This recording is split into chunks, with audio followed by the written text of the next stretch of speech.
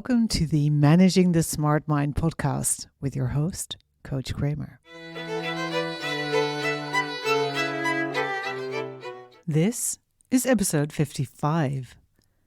What you need to do to heal your impatience, perfectionism, fear of failure, and lack of self-worth.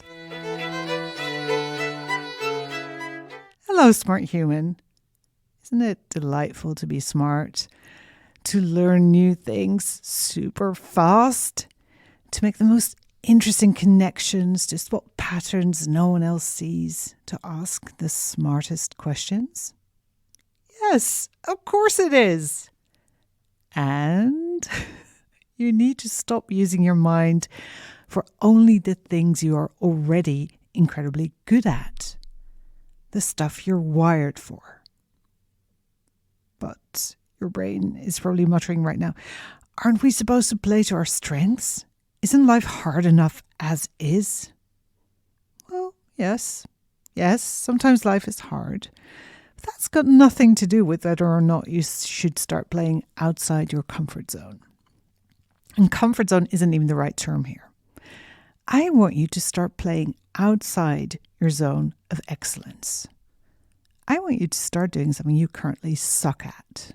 As in, you have little knowledge about it, nor skills to brag about. What I strongly suggest that you start doing is something that you cannot hack with your smart mind. That doesn't have a code you can crack. That can't be optimized. Something creative that involves skill.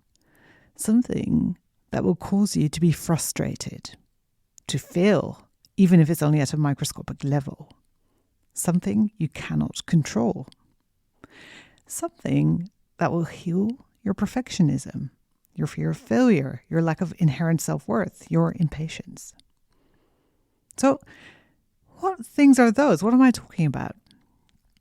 Well, think about things like learning to play an instrument, learning to draw, to make pottery, or surfing, golf, or any sport where the elements will mess with you, sabotage your game, turn it all upside down.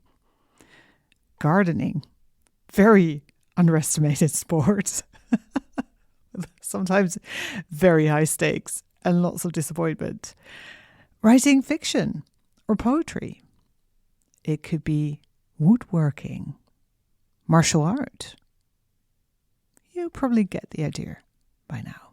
And by the way, if you have kids, this is the best thing you can do for them. Make them do something where their smart mind is not going to make that much of a difference. Does it have to be torture when it's for you or for them? Of course not. Life is way too short to torture ourselves. So you have to pick something you massively enjoy. Preferably something that will allow you to do more of what you want. For example, being outside, making stuff with your hands, right? Getting fit. You do get to use your smart mind to optimize your choices.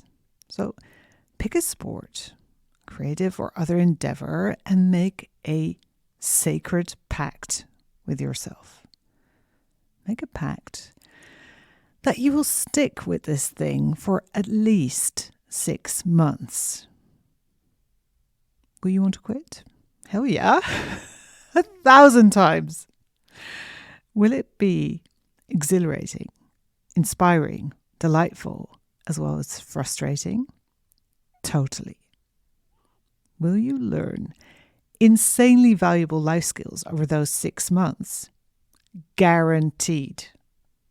Seriously, if you can't afford right now to hire a coach, to join a program, this could actually be your program, right? And it doesn't need to be golf. It could be something actually very affordable and very simple. And it will help you learn the most amazing essential skills. Okay, so decide what you're going to do and how often you're going to do it. Because this is not the type of goal where you want to decide on a kind of end result. You are going on an unpredictable, magical journey. That is the whole point. So your decision needs to be around the amount of time you're going to spend traveling, right? To do this new hard for your brain, good for your being kind of thing. The amount of time you're going to spend on it every week. And it's only fair if I, as your coach, go first. So my creative journey is going to revolve around Lego. For the past 10 to 15 years, I have focused mainly on building existing sets, right? Or using Lego for my marketing and not much on designing my own buildings or creations, or even just improvising with a set of bricks in front of me, which sounds utterly delightful. I have just looked on in awe at what other people in the community were creating. And I have to say, there's some incredible talent in there. It's just mind-blowing. And somehow I decided, I'll never be able to be that good. I'll just skip it, right?